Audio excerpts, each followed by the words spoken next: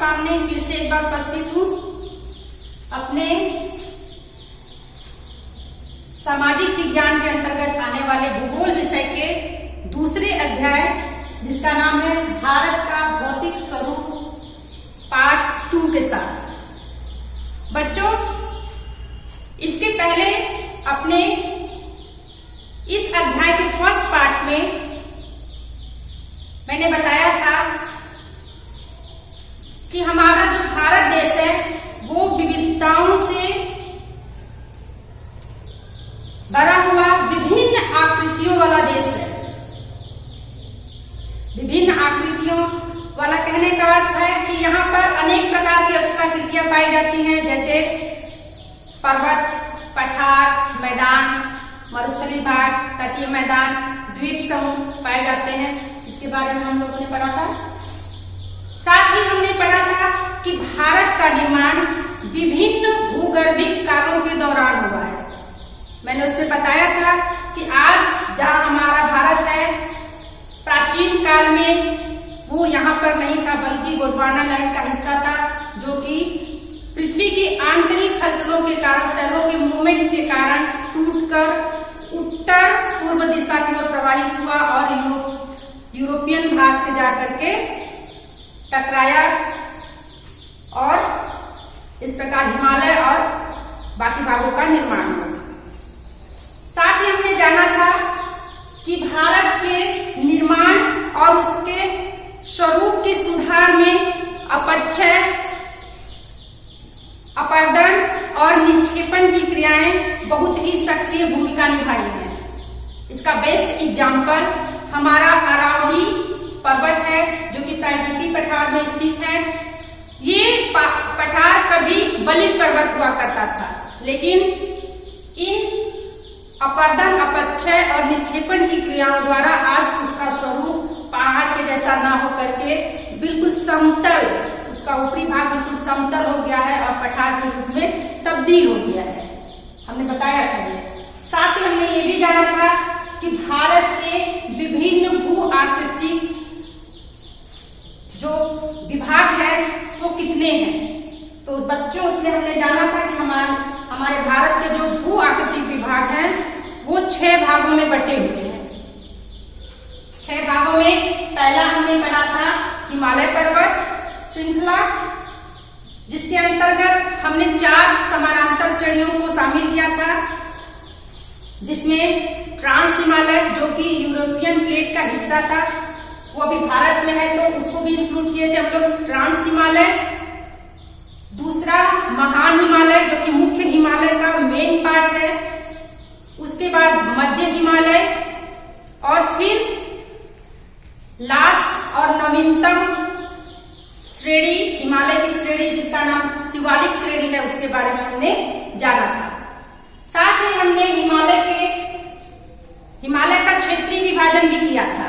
क्षेत्र के आधार पर भी हमने जाना था कि हिमालय हमारे कितने प्रकार के हैं। तो उसमें हमने देखा था कि हिमालय को पंजाब हिमालय, कुमाऊं हिमालय, नेपाल हिमालय और असम हिमालय में हमने डिवाइड किया था और इसके बारे में विस्तार से पढ़ा था। साथ ही हमने जो दूसरी भू आकृति है उत्तर का मैदान, इसके बारे में भी पढ़ा था। क्या पढ़ा था हमने देखा था कि भारत के जो उत्तरी मैदान है उसका विस्तार कहां से लेके कहां तक हुआ है, यानी सिंधु और उसकी सहायक नदियों द्वारा जो अवशेष ला करके मैदानी भाग बनाए गए हैं, वहां से लेकर राजस्थान के भाग से लेकर के पूर्व में असम तक हमने देखा था कि हमारे मैदानी भाग का विस्तार है। ठीक है। साथ ही हमने जाना था कि उस मैदानी भाग में भावर, तराई, जलोढ़ क्षेत्र पाए जाते हैं और क्षेत्र के आधार पे हमने उत्तर के मैदान को भी डिवाइड किया था। किसमें किया था? 3 भागों में। पंजाब का क्षेत्र या पंजाब का मैदान, गंगा का मैदान और ब्रह्मपुत्र का मैदान। उसमें हमने जाना था कि पंजाब का जो मैदान है वो सिंधु और उसकी सहायक नदियों द्वारा बहा कर लाए गए अवशेषों से निर्मित हुआ है या अवसादों से निर्मित हुआ है। गंगा के मैदान के बारे में हमने जाना था कि ये मैदान गंगा और उनकी सहायक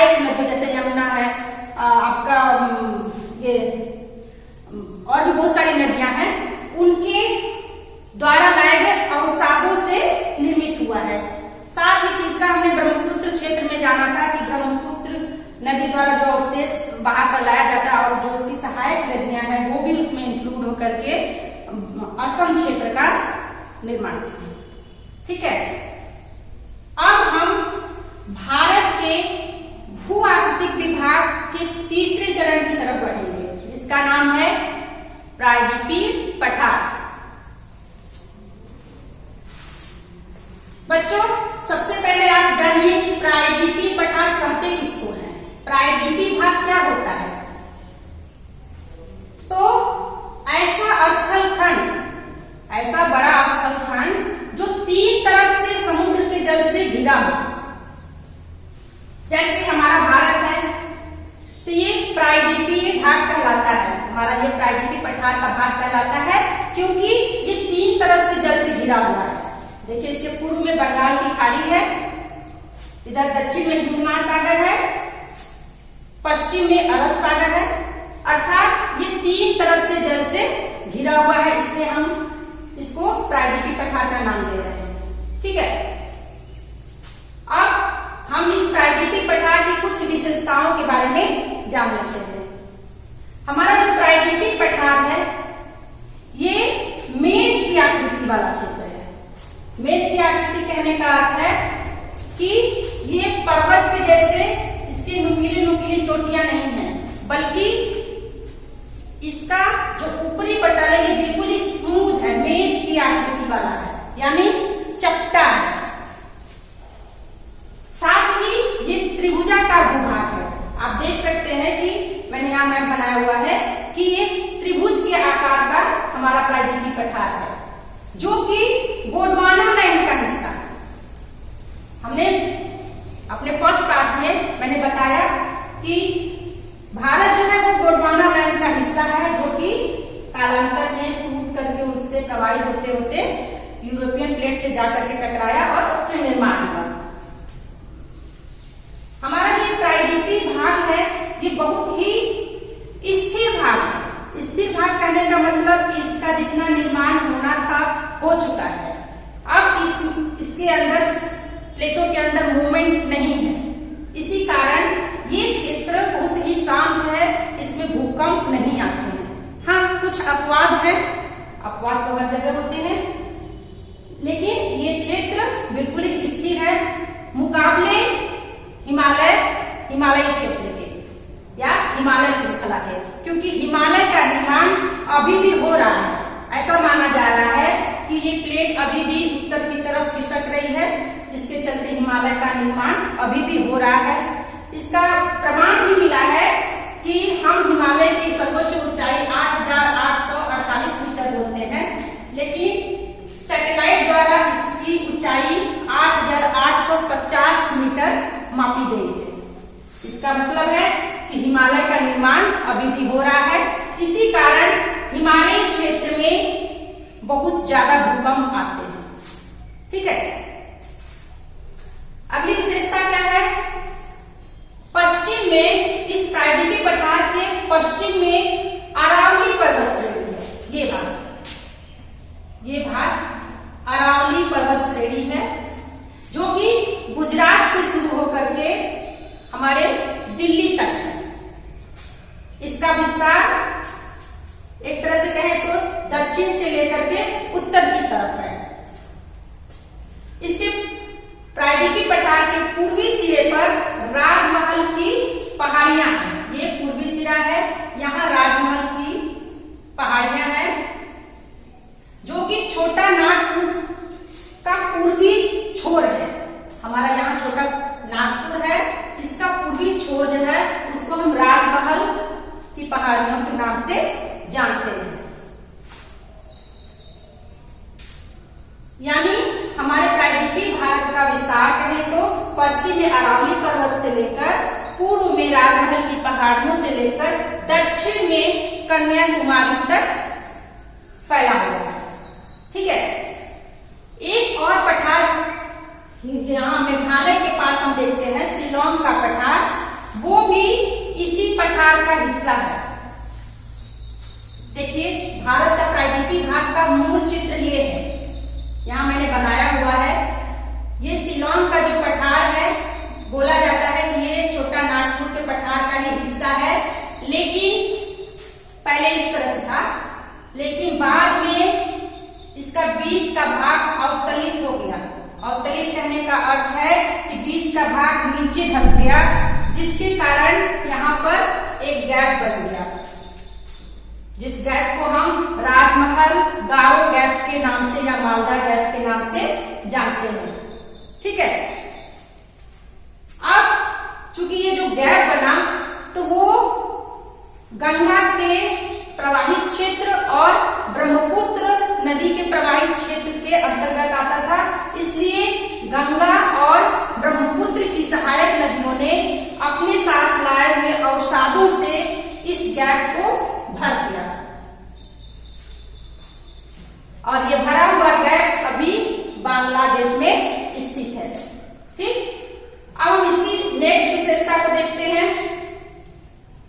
हमारे प्रायद्वीपीय पठार का जो उत्तरी हिस्सा है, यानी ये हिस्सा जो है, इसका ढाल उत्तर की तरफ है, इधर इसका ढाल उत्तर की तरफ है, जिस कारण इस भाग में प्रवाहित होने वाली नदियां जैसे चंबल, बेतवा, सोन और सिंधु नहीं, सिंध नदियां अपने जल का प्रवाह गंगा, यमुना, यानी गंगा और यमुना के जल में प्रवाहित करती हैं। यानी इनका जल बहते बहते गंगा और यमुना के प्रवाहित जल में मिल जाता है।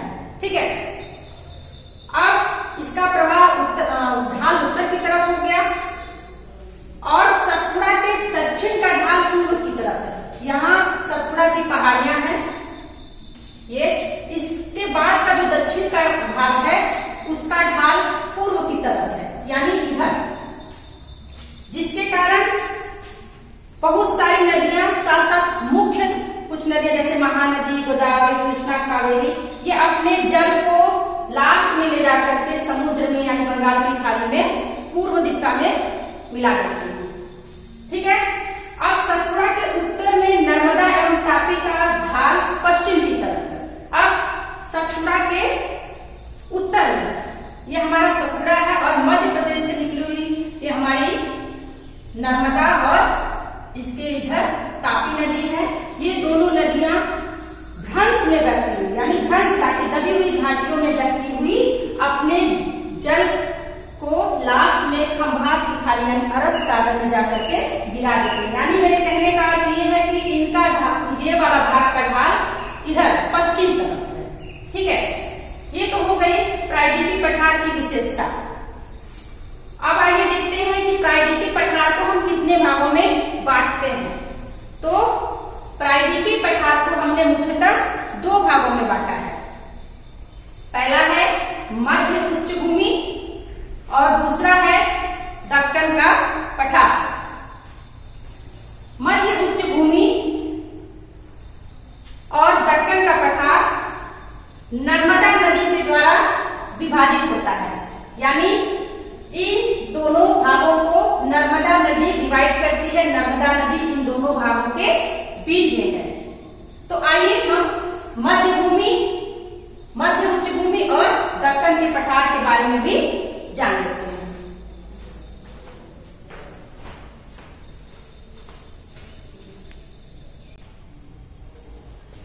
तो अब हम प्रायद्वीपीय पठार के दो भाग, जो पहला मध्य उच्च भूमि और दूसरा जो प्रायद्वीपीय पठार है उसके बारे में जान लेते हैं। देखिए, ये हमने प्रायद्वीपीय पठार का दो भाग कर दिया है। उत्तरी भाग जो है वो मध्य उच्च भूमि है और निचला भाग प्रायद्वीपीय पठार के नाम से हम जानते हैं।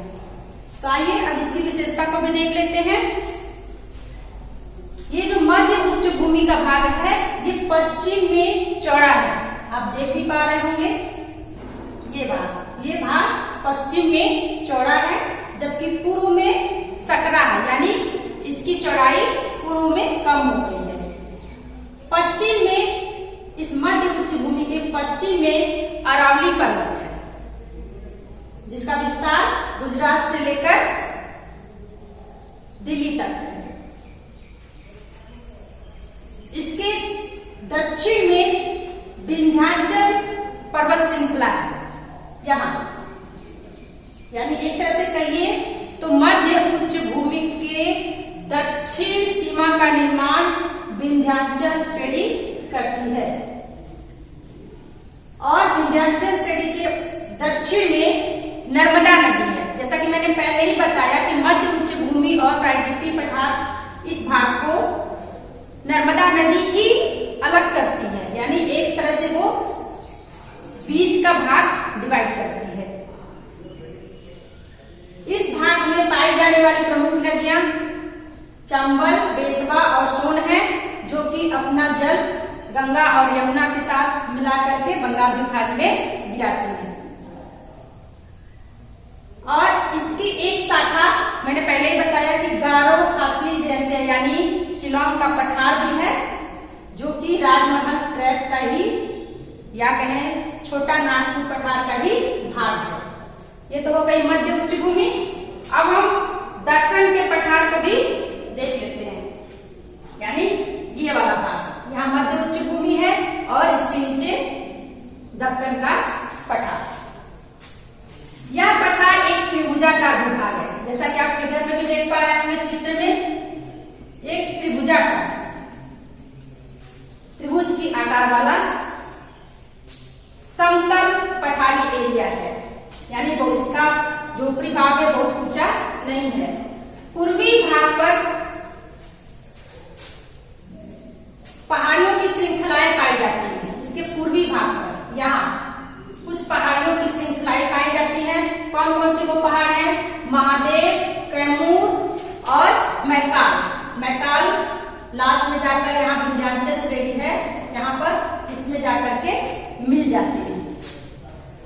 प्रायद्वीपीय भाग पश्चिम में ऊंचा तथा पूर्व में ढाल वाला है, यानी ये जो प्रायद्वीपीय भाग है, ये दक्कन का जो भाग है, ये पश्चिमी भाग इसका ऊंचा है, ये वाला भाग, जबकि पूर्वी भाग ढाल वाला है।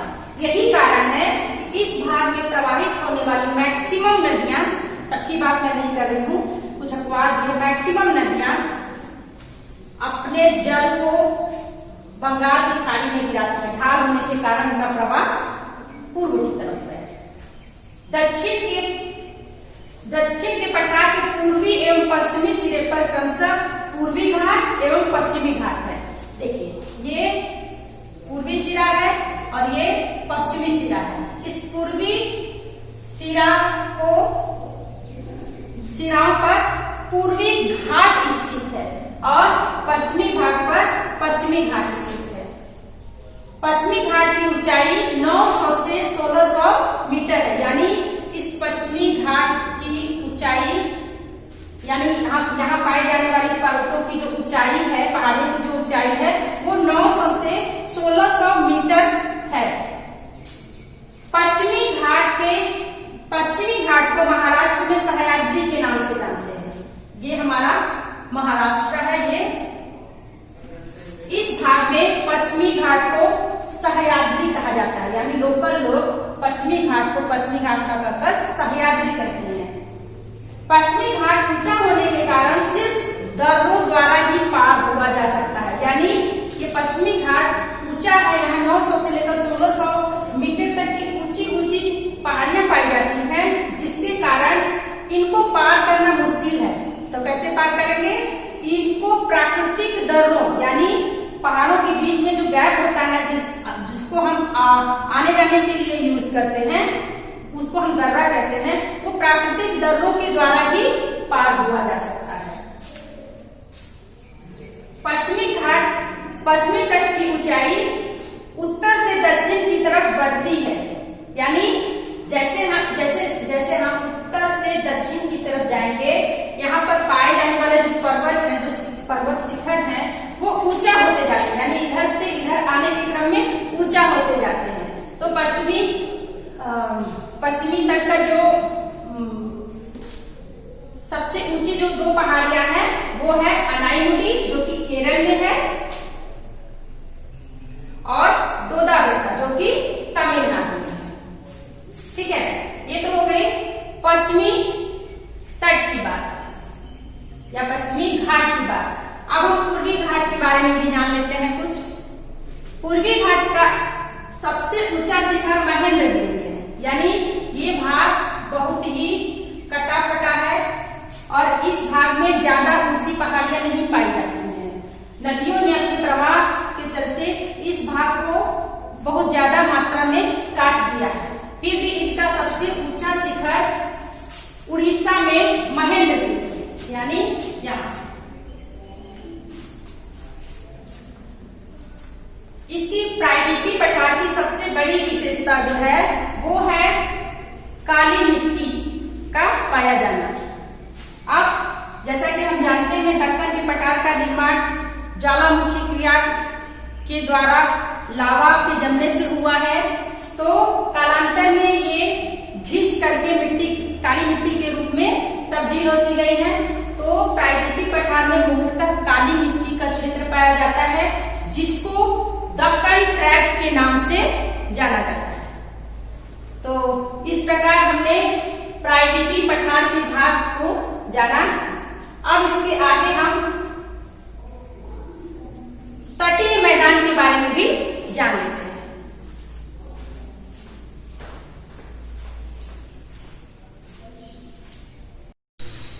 अब तटीय मैदान को हम पढ़ेंगे।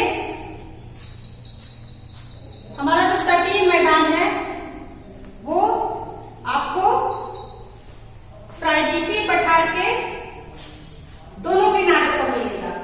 दोनों किनारे पर कहने का मतलब पूर्वी तट और बंगाल की खाड़ी के बीच का जो जगह है उसको हम, जो मैदान है उसको हम पूर्वी तट और पश्चिमी घाट से लेकर अरब सागर के बीच का जो मैदान का क्षेत्र है उसको पश्चिमी तट के नाम से जानेंगे। इनका निर्माण प्रायद्वीपीय भाग से आने वाली नदियों के द्वारा हुआ है। हम जानते हैं कि नदियां जब ऊंचे स्थान से मैदानी भाग में प्रवेश करती हैं या कहें ढाल से जब प्लेन एरिया पर प्रवेश करती हैं, तब वो अपने साथ जो अवसाद काट छाट कर लेके आ रही होती हैं उनको धीरे धीरे छोड़ना शुरू कर देती हैं। तो इस पूर्वी तटीय और पश्चिमी तटीय मैदान का निर्माण उन्हीं नदियों के द्वारा लाए हुए अवसादों से हुआ है। आइए देखते हैं इनकी क्या विशेषता है। प्रायद्वीपीय पठार के दोनों किनारों पर पश्चिमी तटीय मैदान और पूर्वी तटीय मैदान, जैसा कि मैंने पहले ही बताया। इनका विस्तार पश्चिम में अरब सागर से लेकर पूर्व में बंगाल की खाड़ी तक स्थित है। पश्चिमी तट जो ये तट है ये बहुत ही असतत है, यानी कंटिन्यू इसका विस्तार नहीं है। कहीं पर ये इनकी चौड़ाई ज्यादा है तो कहीं पर कम है, जबकि इसके विपरीत पूर्वी तट का विस्तार ज्यादा है, यानी वो सतत है, चौड़ाई ज्यादा है। पश्चिमी तट की बात जब करें तो इनका विस्तार यानी पश्चिमी तट का विस्तार गुजरात से लेकर के, यानी यहाँ ये गुजरात से लेकर के केरल तक है। इतना भाग तक हमारे पश्चिमी तट का विस्तार है। पश्चिमी तट को हम 3 भागों में बांटते हैं। इस पश्चिमी तट को, जो कि गुजरात से लेकर केरल तक का भाग है, इसको हम 3 भागों में बांटते हैं: कोंकण, कन्नड़ और मालाबार। इसको हम 3 भागों में बांट दे रहे हैं। इसके उत्तरी भाग यानी पश्चिमी घाट के उत्तरी भाग में 2 खाड़ियां हैं, एक खंबात की खाड़ी और दूसरा कच्छ की खाड़ी। ठीक है। अब पूर्वी घाट की बात कर ले तो पूर्वी तट की बात कर ले तो ये पूर्वी घाट और बंगाल की खाड़ी का क्षेत्र है, जैसा कि मैंने आपको बताया। इनका विस्तार उत्तर में पश्चिम बंगाल से लेकर तमिलनाडु तक है। ये पश्चिम बंगाल से लेकर के तमिलनाडु तक, यहाँ तक पूर्वी तट का निर्माण है। इनकी चौड़ाई पहले ही बताया कि पश्चिमी तट की अपेक्षा पूर्वी तट जो है वो चौड़ा चौड़ाई जो है वो 100 से 130 किलोमीटर तक है। महानदी और कृष्णा के नदी का जो क्षेत्र है, महानदी से लेकर कृष्णा नदी तक का जो क्षेत्र है, इसको हम उत्तरी सरकार के नाम से जानते हैं। और कृष्णा से लेकर कावेरी तक का जो क्षेत्र है इतना, इसको हम कोरोमंडल तट के नाम से जानते हैं। इस विशेषता के अलावा पूर्वी तट पर कुछ झीलें भी पाई जाती हैं, जैसे पुलिकट झील, चिल्का झील। चिल्का झील हम सब जानते हैं उड़ीसा में है और पुलिकट झील तमिलनाडु में। इस प्रकार हमने तटीय मैदान की भी विशेषताओं के बारे में जाना। अब हम भारतीय मरुस्थल के बारे में पढ़ेंगे। भारतीय मरुस्थल अर्थात भारत का पश्चिमी क्षेत्र, देखिए ये, इसके बारे में भी हम थोड़ा विस्तार से जान लेते हैं।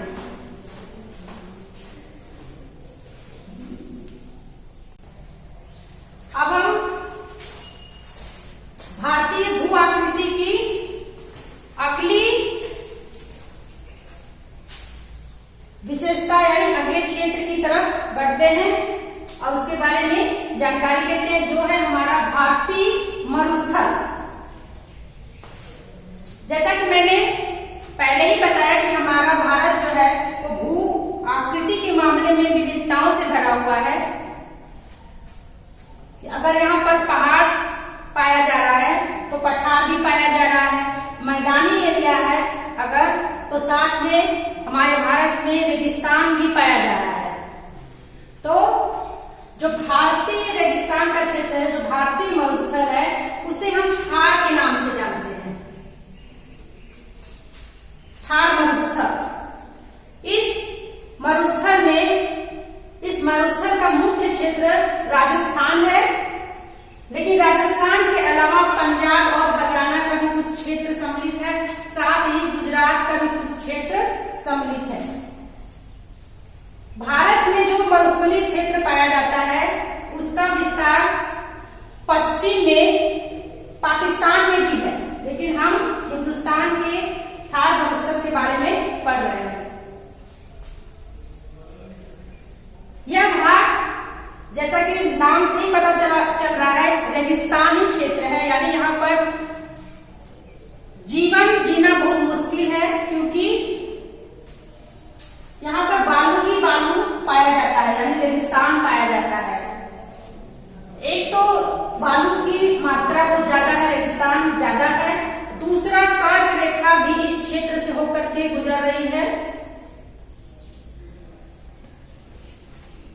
जिस कारण यह क्षेत्र और ज्यादा गर्म हो जाता है। इस कारण यहाँ पर बहुत ही गर्मी महसूस होती है और वर्षा, चूंकि पेड़ पौधे वहां पर नहीं है, इस कारण वर्षा भी बहुत ही कम मात्रा में, लगभग 25 सेंटीमीटर वार्षिक वर्षा यहाँ पर होती है। चूंकि वर्षा नहीं हो रही है, इसलिए यहाँ पर जो छोटे छोटे पौधे उगते हैं वो कटीले होते हैं और वो पौधे पानी की खोज में अपनी जड़ों को बहुत नीचे तक ले जाते हैं। जैसे नागफनी वहां का मुख्य पौधा है, कटीला पौधा है। इस भाग की, मरुस्थलीय भाग की सबसे बड़ी नदी लूनी है, जो कि अजमेर से निकलती है और कच्छ के रण में जाकर के, यानी इस भाग में जाकर के कच्छ के रण में ही समा जाती है, यानी समुद्र में नहीं मिल पाती है, क्योंकि उसमें इतना पानी ही नहीं रहता है कि वो वेग से जाकर के समुद्र में मिल जाए। यहाँ पर चूंकि बालुई एरिया है, बहुत अधिक मात्रा, बहुत विशाल क्षेत्र है ये हमारा थार मरुस्थल, ज्यादा मात्रा में बालू पाए जाने के कारण यहाँ पर बालू की आकृतियों का निर्माण होता है। जब हवा बहुत तेज चलती है, इतनी तेज चलती है कि एक जगह से बालू को उठाकर दूसरे जगह पर रख देती है, तो उससे कुछ आकृतियों का निर्माण होता है, जैसे मशरूम रॉक, बालू के टिब्बे, बरखान इत्यादि। अब भारतीय मरुस्थल के बाद हम द्वीप समूह को भी देख लेते हैं। अपने छठी भू आकृतिक विशेषता वाला क्षेत्र द्वीप समूह को भी देख लेते हैं। हम जानते हैं कि हमारे मुख्य भू भारतीय भूभाग के अलावा 2 द्वीप भी हमारे भारतीय एरिया के अंदर आते हैं।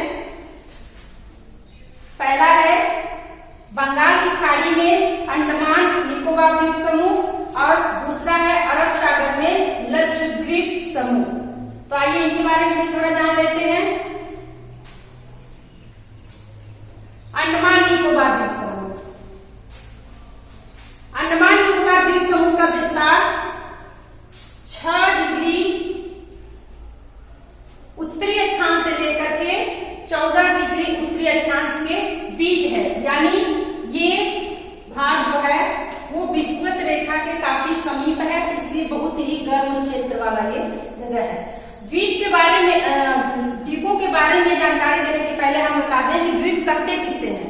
ऐसा ऊंचा क्षेत्र जो चारों तरफ से जल से घिरा हो उसको हम द्वीप कहते हैं। तो हम उसी द्वीपों की श्रृंखला के बारे में यानी अंडमान निकोबार द्वीप समूह के बारे में जान रहे हैं। अंडमान निकोबार 2 द्वीप समूह हैं। एक है अंडमान, उत्तर में जो भाग में है वो है अंडमान और दक्षिण भाग में जो है उसको हम निकोबार समूह कहते हैं। अंडमान समूह में लगभग 20 द्वीप हैं और निकोबार समूह में लगभग 19 द्वीप हैं। यहाँ इनमें से कुछ द्वीपों का विस्तार बहुत ही ज्यादा है, वो बहुत ही विस्तृत एरिया में फैले हुए हैं, जैसे 60 से 100 किलोमीटर के एरिया में फैले हुए हैं। अब आते हैं लक्षद्वीप की तरफ। लक्षद्वीप मुख्य भूमि से यानी भारतीय मुख्य भूमि से 300 किलोमीटर की दूरी पर स्थित है, यहाँ अरब सागर में। यह लक्षद्वीप जो है वो 36 द्वीपों का समूह है, यानी इसमें 36 द्वीप पाए जाते हैं। 1973 के पूर्व लक्षद्वीप का नाम लक्षद्वीप 3 भागों में विभाजित था, लकाद्वीप, मिनिकॉय और एमिन द्वीप। लेकिन 1973 में इस तीनों द्वीपों का नाम लक्षद्वीप रखा गया। ठीक है। और लक्षद्वीप समूह की विशेषता है कि यह प्रवाल भित्ति के बने हैं। अब प्रवाल भित्ति क्या होता है? तो यह एक मूंगा नाम का जीव होता है जो कि अपने चारों तरफ बहुत ही कड़ा परत बना करके, खोली बना करके उसके अंदर रहता है। ये समुद्र में बहुत ज्यादा मात्रा में फैले हुए होते हैं और एक के ऊपर एक चिपकने से बाद में ये उठ करके द्वीपों का निर्माण करते हैं, जिससे हमारा ये लक्षद्वीप बना है। इस प्रकार बच्चों हमने अपने दूसरे अध्याय यानी भारत का भौतिक स्वरूप के हर पहलू को जाना, हर विशेषता को जानते हुए इसके भूआकृतिक क्षेत्रों को भी जाना और इस प्रकार हमारा ये चैप्टर खत्म होता है। अब मैं आप लोगों को इस चैप्टर से रिलेटेड कुछ क्वेश्चन दे रही हूँ। आप उसको पढ़ाए हुए भाग से ढूंढ करके उसका आंसर देंगे, खोज के रखेंगे और फिर जब मैं आंसर बताऊंगी तब आप अपने आंसर से उसका मिलान करेंगे। ठीक है।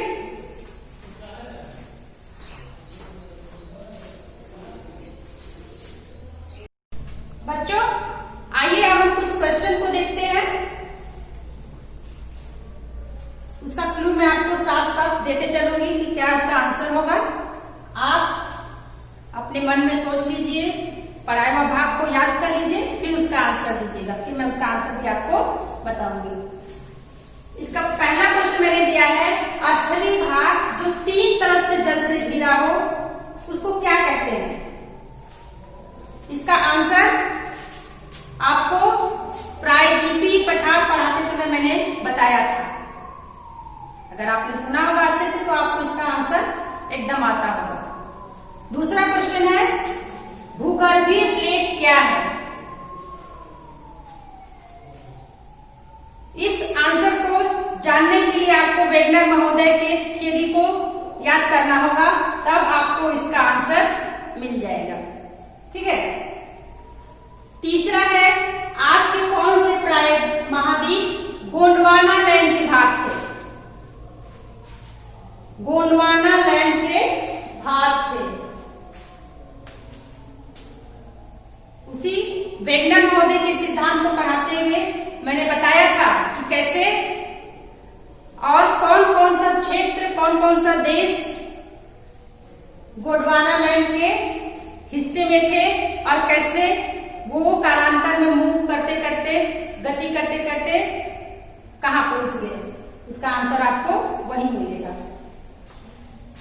नेक्स्ट है, प्लेट टेक्टोनिक सिद्धांत के अनुसार हमारी पृथ्वी कितने बड़े भागों में या कितने बड़ी प्लेटों में विभक्त है।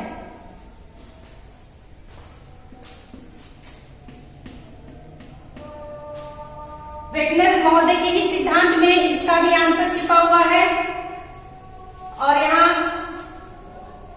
अगर आपने मेरे क्लास को ध्यान से सुना होगा तो प्लेट का मतलब खाने वाली प्लेट से नहीं है, इसका अर्थ पृथ्वी से रिलेटेड है। तो आप इसका आंसर खोज के रखेंगे। नेक्स्ट क्वेश्चन है, प्लेट टेक्टोनिक सिद्धांत के अनुसार पृथ्वी के 7 बड़ी प्लेटें कौन कौन सी हैं। इसका भी आंसर आपको वेगनर महोदय के सिद्धांत से ही पता चलेगा। उम्मीद है आप इसका आंसर हमें बता पाएंगे। नेक्स्ट क्वेश्चन है, आज जहां हिमालय है पहले वहां कौन सा सागर था। इसके आंसर का क्लू मैं आपको देती हूं कि जब पैंजिया का विखंडन हुआ तो उसके 2 भाग हुए, एक अंगारा लैंड जिसको लॉरेशिया बोलते हैं और एक गोंडवाना लैंड। बीच का भाग क्या था, वही हिमालय के पहले का सागर था। दूसरा है, नेक्स्ट, भारत के पूर्वी भाग में म्यांमार की सीमा निर्धारित करने वाले पर्वतों के क्या नाम है। पर्वतों का संयुक्त नाम क्या है।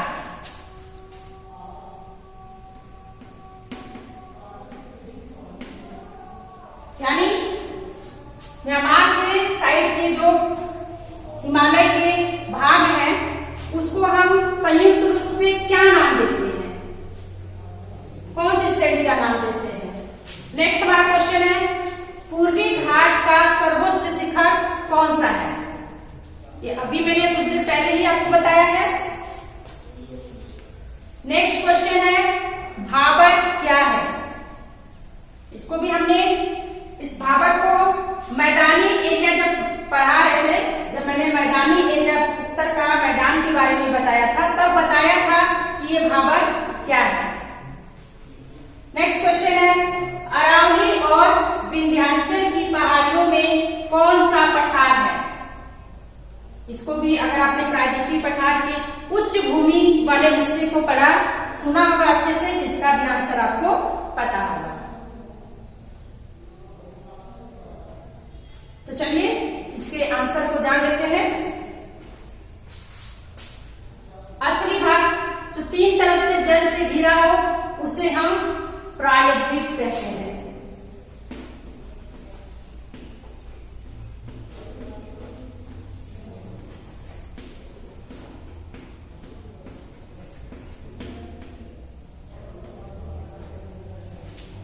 इसका बेस्ट एग्जाम्पल हमारा भारत देश है जो 3 तरफ से जल से घिरा है।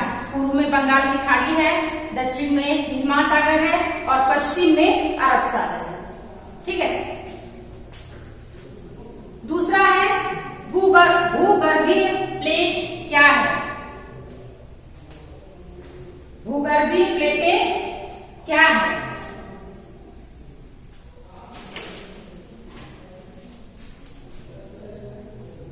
तो इसका आंसर है स्थलीय दृढ़ भूखंडों को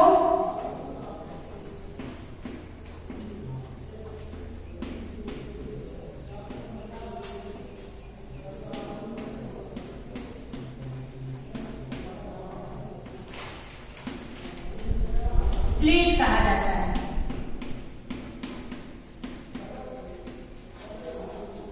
स्थलीय दृढ़ भूखंड हमारा जो स्थल मंडल है उसको वेगनर महोदय ने कई भागों में विभाजित किया, कई बड़ी प्लेटों और कई छोटे प्लेटों में विभाजित किया। तो स्थल के जो दृढ़ भूखंड है, जिससे हमारा स्थल मंडल बना हुआ है, उसी को हम प्लेट कहते हैं। नेक्स्ट क्वेश्चन है, आज के कौन से महाद्वीप गोंडवाना लैंड के भाग थे? तो इसका आंसर होगा गोंडवाना लैंड के भाग में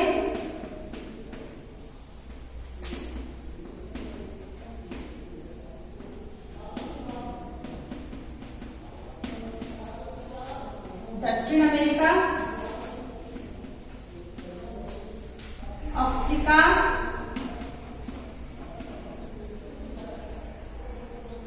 भारत,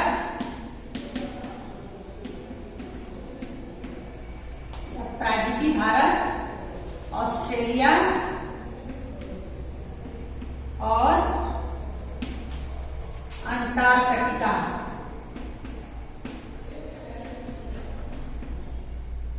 के भाग थे।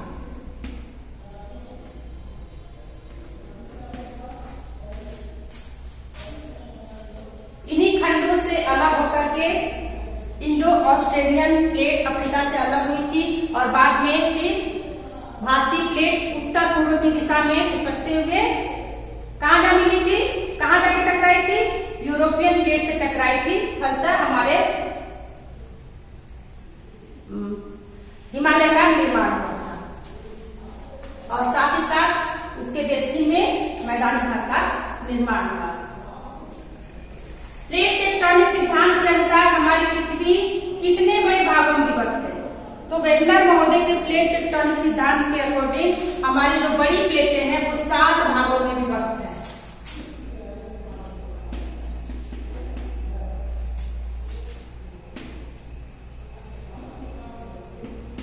बड़े प्लेटों में विभक्त है। तो 7 बड़ी प्लेटें, Indo Australian plate, Eurasian plate, उत्तरी अमेरिका प्लेट, दक्षिणी अमेरिका प्लेट, अफ्रीका प्लेट और भी, मतलब कुल मिला के 7 प्लेटें हैं। प्लेट टेक्टोनिक सिद्धांत के अनुसार पृथ्वी के 7 बड़े प्लेट कौन से हैं? लीजिए, अब इसका नाम भी आ गया। तो हाँ, ये इसमें अंटार्कटिका प्लेट है। तो देख लेते हैं 7 बड़ी प्लेटें कौन है। पहला है इंडो ऑस्ट्रेलियन प्लेट,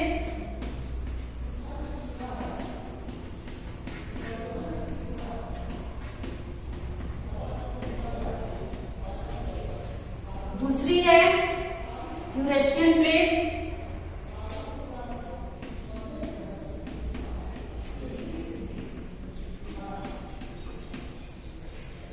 इसमें प्रायद्वीपीय भारत को छोड़कर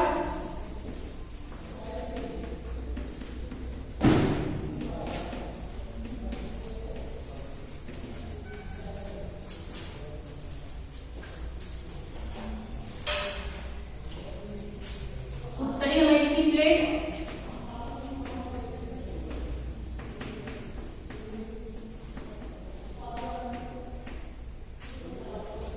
दक्षिणी अमेरिकी प्लेट,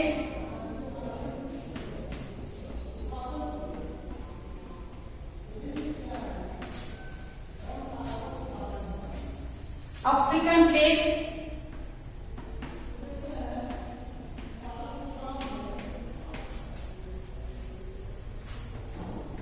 और अंटार्कटिका प्लेट। कितना हुआ? 1, 2, 3, 4, 5, 6 और जो यूरेशियन प्लेट है इसको 2 भागों में बटा हुआ है। ये एक यूरोप का भाग, दूसरा एशिया का भाग। इस प्रकार टोटल 7 हो गए। इसको इक्वेशन हमने एक ही साथ ऐड कर दिया है।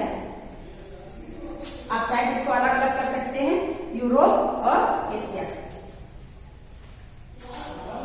आज जहां नेक्स्ट क्वेश्चन है, आज जहां हिमालय है पहले वहां कौन सा सागर था? तो हमने पढ़ा था कि आज जहां हिमालय है पहले वहां टेथिस सागर था।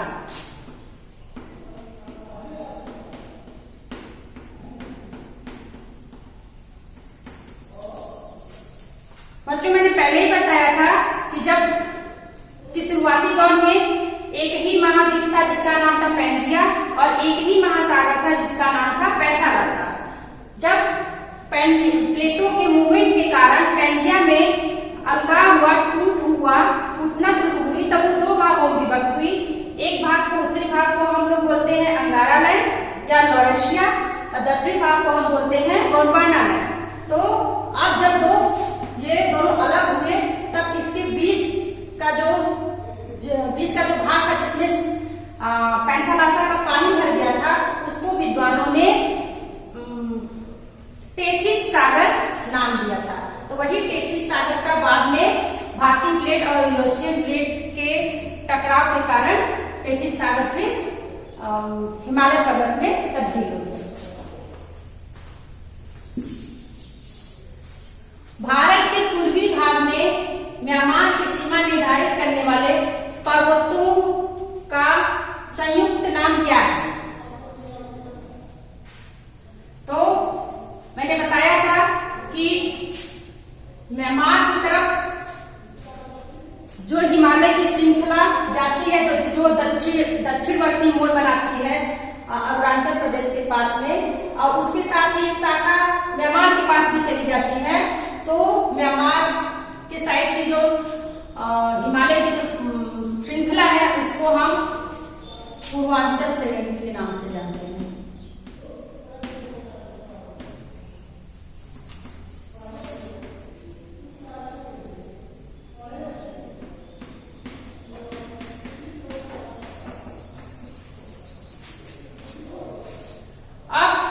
पूर्वी घाट का सर्वोच्च शिखर कौन सा है? पूर्वी घाट का सर्वोच्च शिखर कौन सा है?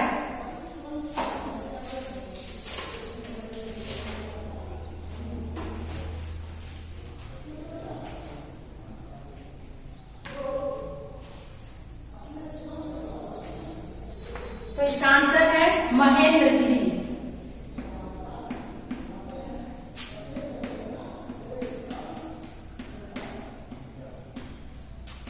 शिखर जो कि उड़ीसा में है।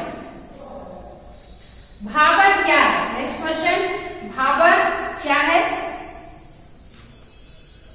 तो इसका आंसर होगा, जैसे ये महान हिमालय है, ये मध्य हिमालय है और ये शिवालिक श्रेणी है। ये शिवालिक श्रेणी। यहां से जब नदियां नीचे उतरती हैं तब ढाल अधिक होने के कारण वो अपने साथ बड़े बड़े कंकड़ पत्थर को बहाकर नीचे लाती हैं। लेकिन जैसे ही ये नीचे आती हैं तो ढाल कम होने के कारण, यानी मैदानी क्षेत्र लगभग आने के कारण, ये क्या करते हैं, वहीं पर शिवालिक के श्रेणी के नीचे ही बड़े बड़े कंकड़ पत्थर भूटिका का निक्षेप कर देती हैं, यानी उनको छोड़ देती हैं। उसी को हम लोग भाबर बोलते हैं। तो इसका आंसर है शिवालिक से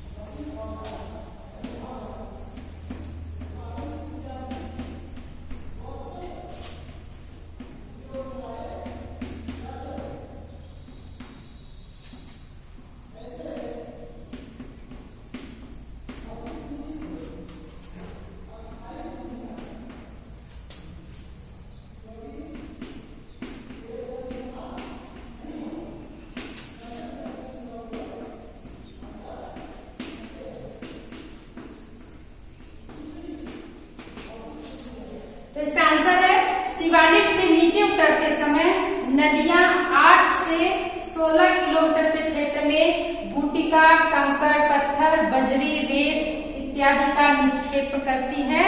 उसे ही हम भाबर कहते हैं। अब अरावली और विंध्याचल की पहाड़ियों में कौन कौन सा पठार पाया जाता है? तो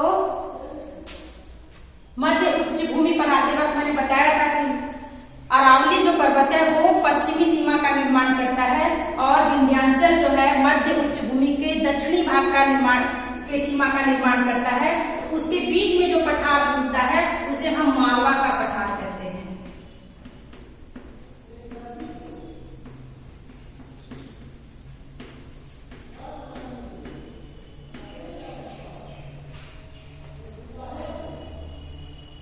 ठीक है, मालवा का पठार।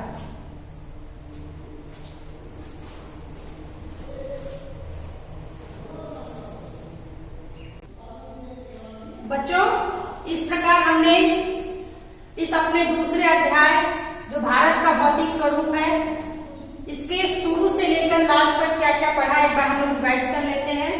तो इस अध्याय में हमने भारत की भू आकृतिक विविधता के बारे में जाना, जलवायु के बारे में जाना और ये जाना कि भारत का निर्माण सैलों के प्लेटों के मूवमेंट से कैसे हुआ और उसमें अपक्षय, अपरदन और निक्षेपण की क्या भूमिका रही।